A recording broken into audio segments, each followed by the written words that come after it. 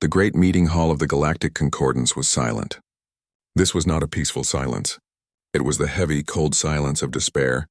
On the giant floating screens that filled the hall, images from the planet Cathar flickered. They showed a people who had simply given up. The Cathari were a strong species. They were tall, with thick, scaly skin and intelligent eyes. They had built cities that touched the clouds and ships that sailed between stars. But now their strength was gone. A strange sickness had fallen upon them.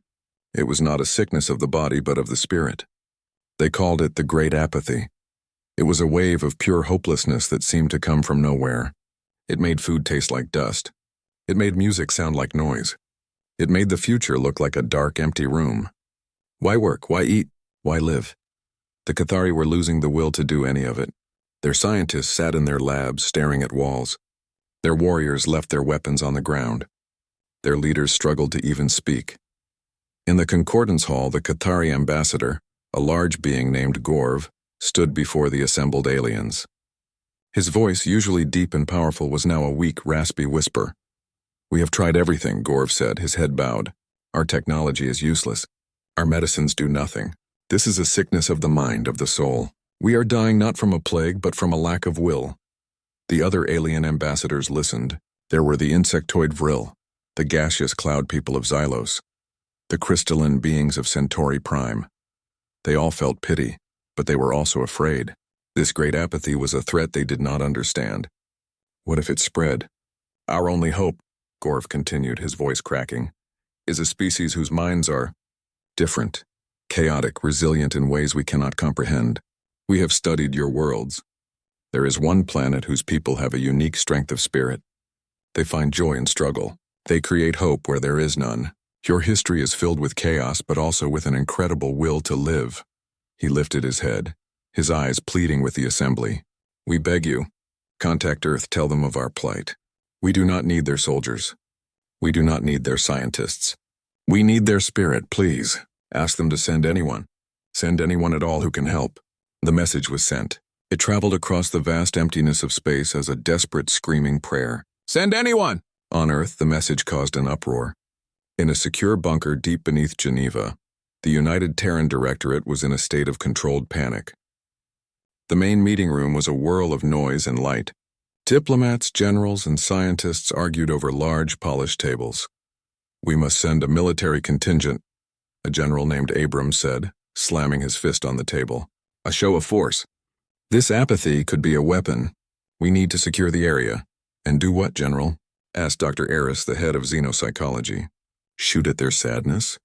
This is a psychic phenomenon. We need a team of our top mental experts equipped with our latest neural dampening technology. The risk of contamination is too high, cried another scientist. What if our people catch this apathy? We could bring back a galactic-level depression to Earth. We should observe from a distance only. The arguments went in circles for hours. They had the attention of the entire galaxy, and a fellow civilization was begging for their unique help. But no one could agree on what made humanity so resilient. Was it our aggression? Our creativity? Our stubbornness? In a quieter, smaller office several levels below the main chamber, a different kind of meeting was taking place. This was the office of the Department of Xenocultural Anomalies. Most people in the Directorate thought it was a useless department, a place for academics who studied alien art and music. The head of the department was a calm, young man named Li Min. His assistant, a sharp-eyed woman named Park Suman, was showing him data on a tablet. They're all wrong. Chief, Suman said, pointing at the live feed from the main chamber. They're thinking with guns and gadgets. They don't understand the Cathari's problem. Li Min nodded slowly. The report from Cathar says they've stopped eating. They've stopped creating. Their society is shut down. It's not just sadness. It's a complete disconnection from life itself. Exactly, Suman said. She swiped the screen on her tablet. Our department has been mapping global psychic resonance for years. It was a fringe project, but the data is clear. The strongest, most consistent psychic signatures aren't from soldiers or geniuses. They're from ordinary people who possess a profound, unshakable sense of purpose, a practical, grounding energy. She pulled up a world map. Dozens of bright, steady points of light glowed on it. Look here. These are our highest concentration zones. They correspond to populations with deep-rooted family and community structures, especially among the elderly who have lived through great hardships. Li Min leaned in, fascinated. What is the common factor? It's a combination of things, Suman explained. A focus on simple, tangible tasks, a powerful drive to nurture and protect family, a lifetime of dealing with crises by doing something practical, not just thinking about it. Their brains are like anchors. They are immune to this kind of floating despair, because their feet are always firmly on the ground. She zoomed in on one specific point of light, glowing brightly over Seoul. And our top candidate, the strongest signal in our database, is her. Li Min looked at the profile that appeared. It was a simple ID photo of an elderly woman with kind eyes and a stern set to her mouth. Her name was Kim Ji-young. Age 78, retired, formerly the owner of a small neighborhood bakery. A baker? Li Min asked, surprised. Not just a baker, Suman said with a small smile. Look at her life history. She lived through the war as a child. She built her business from nothing. She raised 3 children while working 12-hour days. She lost her husband 10 years ago and kept going, now focusing all her energy on her grandchildren. Her psychometric readings are off the charts for what we call practical resilience. She doesn't philosophize about hope. She bakes it into bread and feeds it to the people she loves. For the Cathari, who have forgotten the simple joy of a meal, she might be the perfect medicine. Li Min was silent for a long moment. He looked from the image of the gentle, fierce-looking grandmother to the feed of the generals and diplomats arguing upstairs. It was a crazy idea. It was the craziest idea he had ever heard, but it was also the only one that made any sense. Okay, he said finally, taking a deep breath. Let's go upstairs and tell them that Earth's best hope, our chosen emissary to a dying alien world, is a grandmother with a rolling pin. Suman's smile widened. They're going to hate it. I know, Li Min said, standing up. But the Cathari didn't ask for who we think is best. They asked for anyone, and according to this, she is the most anyone person we have. Together, they left their small, quiet office and walked towards the noisy, chaotic main chamber. They were about to make a suggestion that would shock everyone. The car that carried Li Min and Park Suman was very quiet. Outside, the city of Seoul was bright and loud, full of life. But inside the car, the 2 government workers were nervous. They had just come from a very long and difficult meeting. The generals and important people had shouted. They had said the idea was crazy. They said it was an embarrassment. But Li Min and Park Suman had shown their data. They had explained about practical resilience. In the end, because no one had a better idea, the director had agreed. He said, fine, try it, but if this fails, your department is finished. So now they were driving to a small old apartment building in a neighborhood that was not rich and not poor. It was just a normal place where normal people lived. Li Min looked at the file again. Kim Ji-young, baker, grandmother, the hope of an alien species. It still seemed impossible. They found the building and walked up the stairs. The air smelled of old wood and cooking. It was a comfortable smell. They stopped at a door on the 3rd floor. From inside, they could hear the soft sound of a radio playing old songs. Li Min took a deep breath and knocked. The door opened. An old woman stood there. She was small with kind eyes that looked at them carefully. She wore a simple, clean apron dusted with white flour. Her hands resting on the door were strong-looking with capable fingers. This was Kim Ji-young. Can I help you? She asked. Her voice was calm and clear. Li Min bowed slightly. Kim Ji-young-si? My name is Li Min. This is my colleague, Park Suman. We are from the government. We need to speak with you about a very important matter. May we come in? Ji-young looked at them for a moment longer, then nodded. I am busy, but you can come in. Take off your shoes. They stepped inside the small apartment. It was tidy and warm. On the kitchen table was a large ball of dough. Ji-young went back to it and began to knead it with her hands, pushing and folding it without even looking. It was a movement she had done 10,000 times. What does the government want with an old woman?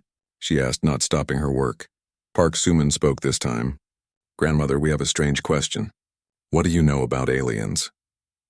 Ji-young paused for a second, then kept kneading. From space? I have seen it in movies my grandchildren watch. Little green men, why? It turns out they are real, Li Min said. And one of their species, called the Cathari, is in very bad trouble. They are sick. Ji-young looked up, her face showing concern. Sick? Do they need doctors? It is not that kind of sickness, Suman explained. She put her tablet on the table and showed a video. It was the one from the Cathari ship. It showed the tall, lizard-like aliens sitting on the floor, their heads in their hands. They looked completely lost. They looked like they had no reason to get up ever again. They have a sickness of the spirit, Li Min said softly. They call it the Great Apathy. It has taken away their joy. They do not eat. They do not work. They are just waiting to die. Ji-young stopped kneading the dough. She wiped her hands on her apron and looked closely at the screen. Her kind eyes grew sad. She saw a mother Cathari not comforting her crying child. She saw a worker ignoring a broken machine. She saw a deep, deep sadness in every frame. "Oh, you poor things," she whispered. "They look so lonely." "Our scientists believe that human beings are special," Suman said. "Our minds are strong against this kind of sickness. The Cathari have asked Earth for help. They asked us to send anyone who can help." Ji-young looked from the sad images on the screen to the two young people in her kitchen. "So why are you here? You should send a strong young person. A soldier, a doctor." Li Min took a deep breath. This was the hard part. "Our tests, our machines. They say that you are the one. They say you have the strongest spirit, the best ability to fight this apathy. We are here to ask you, Kim Ji-young-si, if you will go. If you will be Earth's representative to the Cathari." There was a long silence. The only sound was the radio playing a soft song. Ji-young looked at her dough. She looked at a picture on her wall of her grandchildren. She looked back at the video of the dying aliens. She walked to the sink and washed the flour from her hands very slowly, thinking. She dried them on a clean towel. "They have forgotten the taste of a good meal," she said finally, more to herself than to them. "The apathy has stolen their joy. How can you live without joy?" She turned to face Li Min and Park Suman. Her eyes were no longer just sad. Now there was a determined light in them. "Someone has to feed them," she stated, as if it were the most obvious thing in the world. Li Min felt a huge wave of relief. "Then, you will go?" "I will go," Ji-young said. "But I have conditions." "Anything," Suman said quickly. "I will take my own ingredients. Good flour, yeast, my own spices. Their alien food will not do. I need to make proper food." "Of course, we can arrange that," Li Min said. "And my tools. My favorite mixing bowls. My measuring cups. My baking sheets." "Not a problem." Ji-young walked over to a wooden holder on the counter. She took out a long, solid piece of smooth, dark wood. It was worn smooth from years of use. It was her rolling pin. It had been her mother's. "And this," she said, holding it firmly. "I take this. It is non-negotiable." Li Min and Park Suman looked at the simple kitchen tool. It was just a piece of wood. But in her hands it looked like something more. It looked like a part of her. "We can allow that," Li Min agreed. "It is just a cooking tool." Ji-young gave a small, sharp nod. "Good. Then I will go. When do we leave? I need to finish this dough for my granddaughter's birthday tomorrow. She is expecting a cake." Park Suman smiled a real, genuine smile for the first time that day. The fate of an alien civilization was being arranged around a grandchild's birthday cake. "We will make sure you are back in time for the birthday," Suman promised. Ji-young seemed satisfied. She picked up her rolling pin again and looked at it. She wasn't thinking about aliens or spaceships. She was thinking about the Cathari on the screen. They were hungry, not just for food but for life. And she knew how to fix that. "You started with the food." "All right," she said, turning back to her dough. "Let me finish this. Then we can talk about your spaceship." The journey to the Cathari ship was long and strange. Kim Ji-young sat in a small, clean room on the human spaceship. She was not interested in the stars outside her window. She was not afraid of the strange feeling of moving faster than light. She spent her time checking her supplies. She had boxes of flour, yeast, sugar, and salt. She had her bowls and her pans. Her rolling pin was safely wrapped in a cloth next to her. Li Min and Park Suman traveled with her. They tried to explain how big space was. They tried to tell her about the amazing technology. Ji-young listened politely, but her mind was on her work. She was planning recipes in her head. What do you cook for someone who has forgotten how to be happy? You start with something simple. You start with bread. The smell of baking bread could fill a house with warmth. Maybe it could fill a spaceship too. Finally, their small ship docked with the much larger Cathari vessel. The door to the airlock opened with a quiet hiss.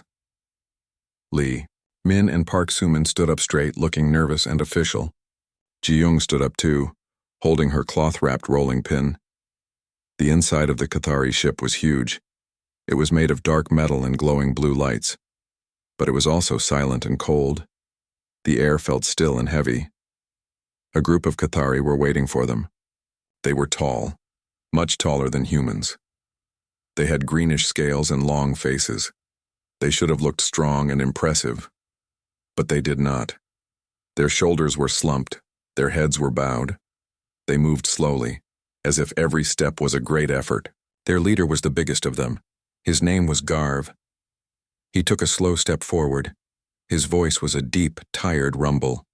"Welcome," he said, the words seeming to take all his energy. "I am Garv, commander of this vessel. Thank you for coming." He looked at the three humans. His eyes moved over Lee Min and Park Soo-min. Then they landed on Kim Ji-young. He saw a small, old human female. She was holding a strange cloth bundle. He had expected soldiers. He had expected scientists in lab coats. He did not know what this was. His heart, already heavy, sank even further. The great earth had sent them. This? A feeling of deep disappointment washed over him. It was just another thing to feel apathetic about. Lee Min bowed. "Commander Garv. This is Park Soo-min, my assistant. And this is Kim Ji-young. She is Earth's chosen emissary. She is here to help you." Garv stared at Ji-young. Ji-young stared back. She was not afraid of his size or his scales. She had seen tough customers in her bakery. She looked him up and down, her eyes sharp. She saw that his uniform hung loosely on his frame. She saw the lack of light in his eyes. Without a word, Ji-young walked right up to him. She was so small she only came up to his chest. She reached out and poked him firmly in his stomach with her finger. "You," she said, her voice clear and cutting through the silence. "You are too thin. First we eat." Garv was too surprised to react. No one had poked him in a very long time. The other Cathari just watched, their faces blank with confusion. Ji-young turned to Lee Min. "Tell him to take me to a kitchen. I need an oven. And tell his crew to stop standing around. They look like lost puppies. They can help." Lee Min quickly translated Ji-young's demands to Garv. Garv was confused. Food? Kitchen? What was the point? But he had asked for help, and this was what they had sent. He felt too tired to argue. He waved a slow hand. "Take them to the nourishment preparation area," he said to a junior officer. The officer nodded slowly and began to lead the way. The Cathari kitchen was a depressing place. It was full of machines that made bland, nutritious paste. There were no smells. There were no colors. It was a place for function, not for joy. Ji-young looked around and shook her head. "This will not do. This is not a kitchen. This is a laboratory." She put her bundle on a metal counter and unwrapped it. She took out her rolling pin and set it down with a firm tap. The sound echoed in the quiet room. She then started giving orders. She pointed at two listless Cathari crew members. "You, big one. Find me a big bowl. You, with the long arms. Bring me warm water. Not hot. Warm." The Cathari looked at Garv. Garv gave a slow, tired nod. They moved to obey, their movements slow and clumsy. Ji-young put on her apron. She opened her box of flour. She poured a large mound of white powder into the big bowl the Cathari found. She added yeast and sugar to the warm water. She showed the Cathari how to mix it. At first, they just stared. But Ji-young was persistent. She took one of their scaly hands and guided it to stir. "Like this," she said firmly. "Not too fast. You are waking up the yeast. You are giving it life." She added salt and more flour. Then she started to knead the dough. She pushed and folded, her hands strong and sure. The Cathari watched her. They had never seen someone make food with their hands before. It was a strange, fascinating ritual. "Now you try," she said to the crew member nearest to her. He slowly put his large hands into the soft dough. The feeling was strange. It was soft and sticky. Ji-young guided his movements. Push, turn, fold. Good. You are learning. She had another Cathari grease her baking sheets. She had another one preheat the oven. She kept them all busy with simple physical tasks. For the first time in months, the Cathari were not just standing still. They were doing something. Their minds, so full of empty despair, were briefly focused on the simple job in front of them. Then, Ji-young shaped the dough into loaves. She put them in the warm oven. And they waited. At first, nothing happened.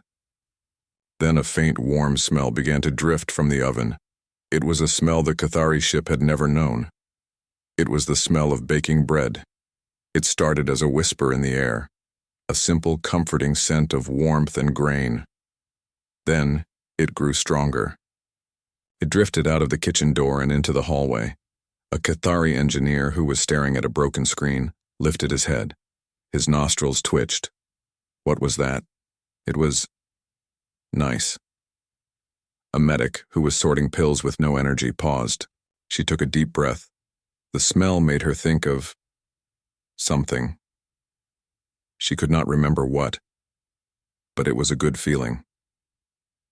Inside the kitchen, the Cathari who were helping Ji-young watched the oven. Their blank faces showed the first flicker of a new emotion, curiosity. When the timer went off, Ji-young put on her thick mitts and pulled out the baking sheets. The loaves of bread were perfect. They were golden brown and beautifully risen. They smelled like heaven. The Cathari stared at the steaming bread. They had never seen anything like it. Ji-young let the bread cool for a few minutes. Then she took a sharp knife and cut thick, warm slices. She slathered them with a little butter she had brought from Earth. She handed a slice to Garv. He looked at it. He looked at her. He felt too apathetic to eat. But the smell was so strong, it was so inviting. Slowly he raised the bread to his mouth and took a small bite. The texture was soft and chewy. The taste was warm and slightly sweet. It was simple. It was delicious.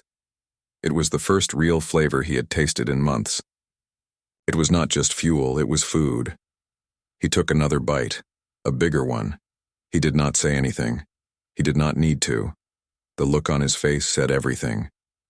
For a single moment, the great apathy was gone. He was just a hungry being, eating a good piece of bread. Ji-young smiled a small, satisfied smile. She handed slices to the other Cathari in the room. They ate. And for the first time in a long time, the Cathari ship was not completely silent. It was filled with the sound of people enjoying a meal. The smell of bread did not fix everything, but it was a start.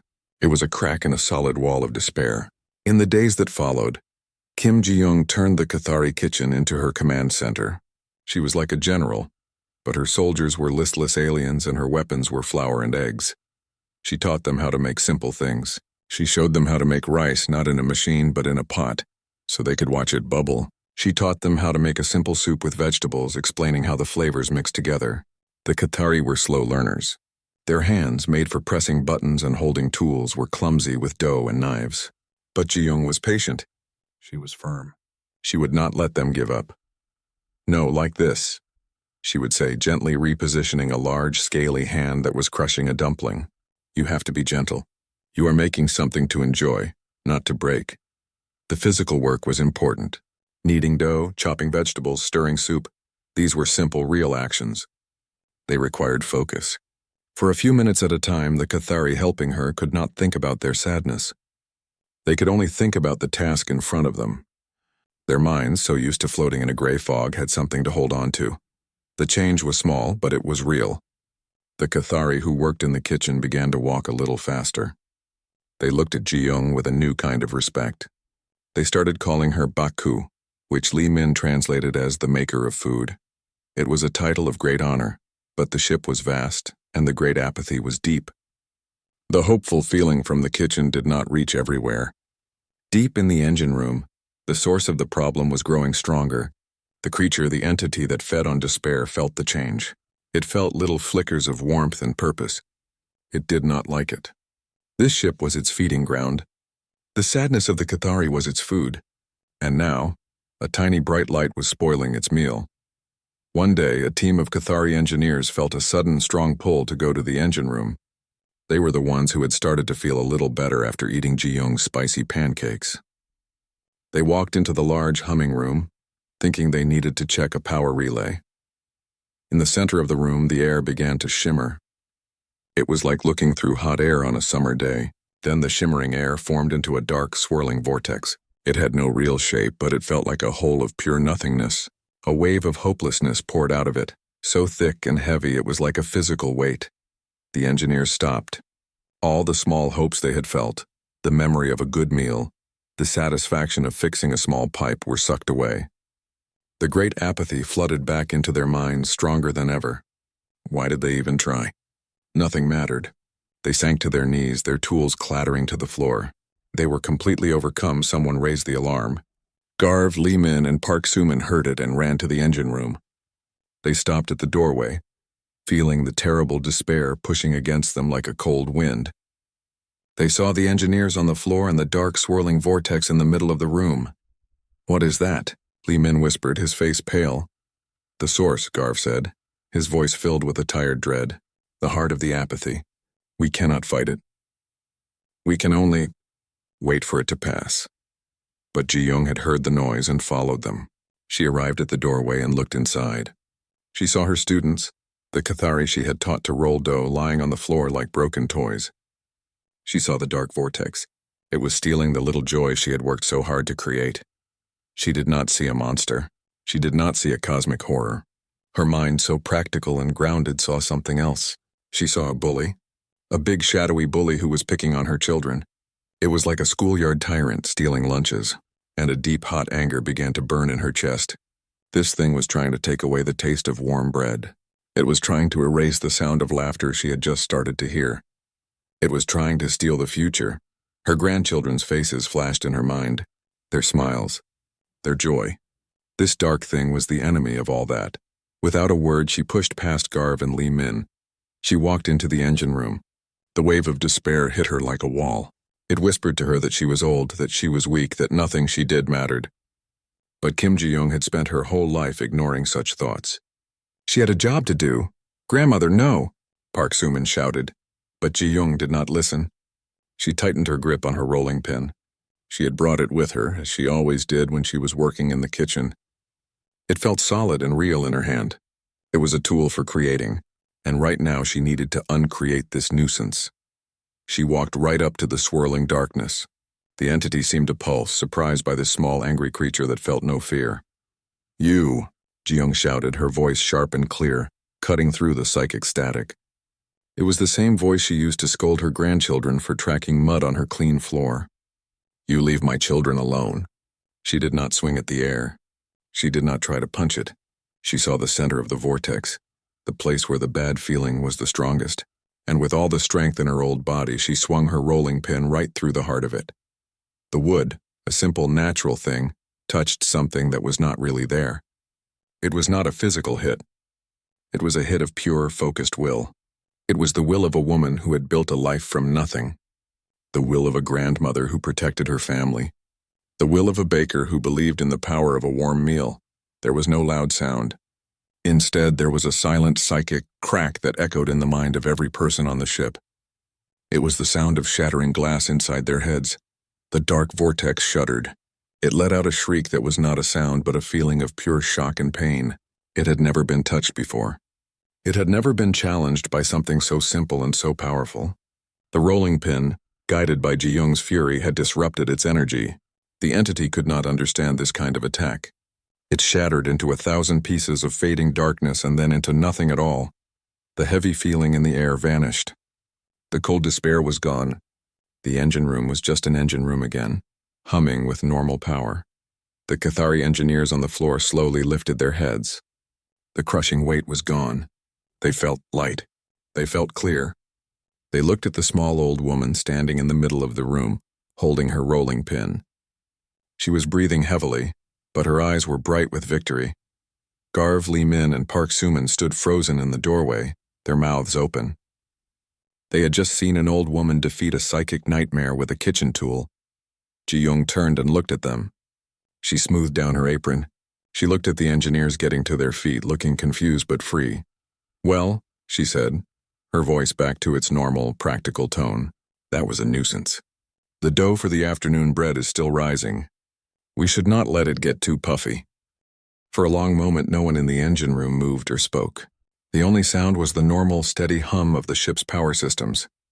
The heavy, cold feeling was completely gone. The air felt light and easy to breathe. The Cathari engineers slowly got to their feet. They looked at their hands, then at each other. The fog that had filled their minds for so long had lifted. They felt clear. They felt themselves. One of them, the one Ji-young had taught to knead dough, looked at her. His eyes were no longer blank. They were wide with wonder and a little bit of fear. Garv was the first to break the silence. He took a step into the room, his large body moving with a new energy. He looked at the spot where the dark vortex had been. There was nothing there. He looked at Kim Ji-young, who was now inspecting her rolling pin to make sure it was not damaged. What? What did you do? Garv asked, his voice a rough whisper but full of a feeling that had been missing for months. Hope. Ji-young looked up. I stopped the nuisance. It was bothering my students. She pointed her rolling pin at the engineers. You, all of you. Are you hurt? The engineers shook their heads slowly. They were not hurt. They were shocked. Lee Min and Park Suman finally rushed into the room. Suman grabbed Ji-young's arm gently. Grandmother! Are you all right? What was that? It was a bully, Ji-young said simply, as if it were the most obvious thing in the world. Bullies only understand one thing. She tapped her rolling pin against her palm. The news spread through the ship faster than any alarm. At first, it was a whisper. The Baku fought the darkness. Then it became a shout. The great apathy is gone. The Baku destroyed it. Cathari, who had been sitting in their rooms for weeks, came out into the hallways. They looked around, blinking. The world looked different. The colors seemed brighter. The sounds seemed clearer. The crushing weight on their souls was gone. They felt a strange, forgotten sensation, the desire to do something, and they all knew where to go. They all moved towards the kitchen, drawn by the memory of the warm smell and the woman who had made it. When Ji-young returned to the kitchen, led by a now energetic Garv, she found a crowd waiting for her. Dozens of Cathari filled the hallway, their eyes bright and focused on her. They were not sad anymore. They were hungry. Not just for food, but for direction. Ji-young looked at the crowd. She saw their expectant faces. She was not a speechmaker. She was a woman of action. All right, she said, her voice carrying through the quiet hall. The bad feeling is gone. Now we have real work to do. There are many people on this ship. We need to feed them. We need proper food, not that paste. She started pointing. You and you come here. You will learn to make the dough for the bread. You with the sharp eyes, you will chop vegetables. You three, you will start the big pots of soup. Everyone will have a job. There is no time to stand around. The Cathari jumped into action. The ship, which had been a tomb of silence, suddenly became a busy, noisy kitchen. The sound of chopping, mixing, and bubbling pots filled the air. The wonderful smell of baking bread and cooking soup spread through every corridor. Garv, who was used to giving orders from a command chair, found himself carrying sacks of flour. He did not mind. For the first time in a long time, he felt useful. Lee Min and Park Suman helped too, translating Ji-young's instructions and showing the Cathari how to use some of the earth ingredients. Ji-young moved from station to station, correcting, encouraging, and teaching. More salt in that soup. The dough needs to rise longer. Yes, like that, very good. She was not just teaching them to cook. She was teaching them to live again. She was showing them that taking care of each other, making something with your own hands, and sharing a meal were the best medicines for a broken spirit. The change was amazing. The Cathari laughed when a loaf of bread came out a funny shape. They talked to each other about the recipes. They worked together like a real community. The ship was alive. News of what happened traveled to the Cathari homeworld. The leaders there, who were also starting to feel the lifting of the apathy, sent a message. They asked what miracle had occurred. Garv stood in the kitchen, surrounded by the happy noise. He looked at Ji-young, who was showing a young Cathari how to shape a perfect bun. He spoke into his communicator to his leaders. The earth sent us their best, he said, his voice full of emotion. They sent us a grandmother. She defeated the darkness with a cooking tool, and now she is teaching us how to make bread. He paused, watching her work. It is the most important thing we have ever learned. On the home world, the Cathari began to emerge from their homes. They felt the change. They received the recipes from the ship. They started to try to cook. It was messy and confusing at first, but they kept trying. The simple act of making food and sharing it began to heal their world, one meal at a time. Back on the ship, Ji-young looked over her busy, happy kitchen. She saw the Cathari smiling. She saw them working together. She saw that they would be all right. She nodded to herself, satisfied. Her work here was almost done. She had a birthday party to get back to. The journey back to Earth was much quieter than the journey out. Kim Ji-young spent her time resting in her small room. She was tired. It had been a long trip and she had done a lot of work. Lee Min and Park Soo-min tried to talk to her about what had happened. They used words like historic and miracle. Ji-young just listened politely. To her it was simple. Some people were hungry and sad. She had fed them and chased away the thing that made them sad. It was what anyone would do. When their ship landed on Earth, there was no big crowd waiting for them. There were no cameras. The government had decided to keep the whole story very quiet. It was too strange for the public to understand. How could they explain that the galaxy had been saved not by a hero but by a baker? A single official car was waiting. It took Lee Min and Park Soo-min back to their office. It took Ji-young back to her apartment building. She got out of the car carrying her bag of kitchen tools. Her rolling pin was safely wrapped inside. She nodded goodbye to the driver and walked upstairs. Her apartment was exactly as she had left it. Quiet, clean, a little dusty. She put her bag down and took off her coat. The first thing she did was go to the kitchen. She needed to make a cake. Her granddaughter's birthday was tomorrow and she had promised. While she baked, Lee Min and Park Soo-min were in a meeting with the director. They showed him the reports from the Cathari. They told him about the rolling pin and the dark vortex. The director listened, his face serious. When they finished, he was silent for a long time. So, he said finally, the most significant first contact in human history was resolved by a senior citizen with a piece of wood. It was, sir, Lee Min said. The director shook his head slowly. He looked at the data on his screen. The Cathari were now calling Earth their most cherished ally. They were sharing advanced technology as a thank you gift. All because of one woman. From now on, the director said, we create a new protocol. Codename, Grandmother. If we ever face a threat we cannot understand, a threat that attacks the mind and spirit, we do not send soldiers first. We find someone like Kim Ji-young. Yes, sir, Park Soo-min said, trying to hide a smile. The next day, Ji-young's family came over for the birthday party. Her children and grandchildren filled the small apartment with noise and laughter. They ate the cake she had made. They opened presents. They knew she had been on a special government trip, but they did not know the details. They thought it was something boring about cooking for the army. Ji-young watched them, her heart full. This was what was important. This joy, this family. This was what she had fought for on that alien ship. A few weeks later, Lee Min and Park Soo-min visited her again. They brought her a gift. It was a small framed picture. It was not a photo. It was a drawing sent from the Cathari homeworld. It showed a Cathari statue. The statue was of Kim Ji-young. She was not holding a weapon.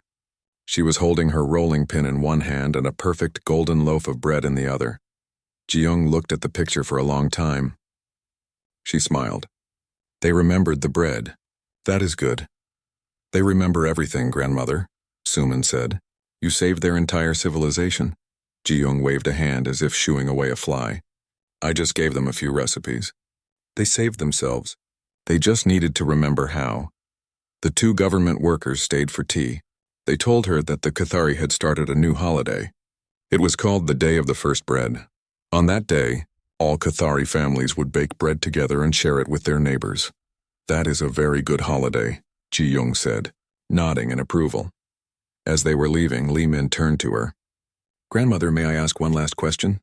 Were you ever afraid? When you saw that dark thing? Ji-young thought about it. She sipped her tea. No, she said. I was too angry to be afraid.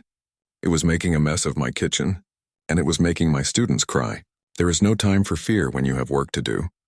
After they left, Ji-young cleaned the teacups and put them away. She looked at the picture of the statue on her table. It was a nice picture. But the real joy was in the photo next to it, the one of her granddaughter blowing out the birthday candles. Life on Earth went on as normal. But in the quiet offices of the government, things had changed. The grandmother protocol was now a real classified document, and across the stars on a world called Cathar, life was better than ever. The Cathari did not build more weapons. They built better ovens. They did not study war. They studied baking. The memory of the small, determined woman and her rolling pin became a legend. It was a story they told their children. A story about how, when they had lost all hope, Earth had sent them the most powerful weapon in the universe.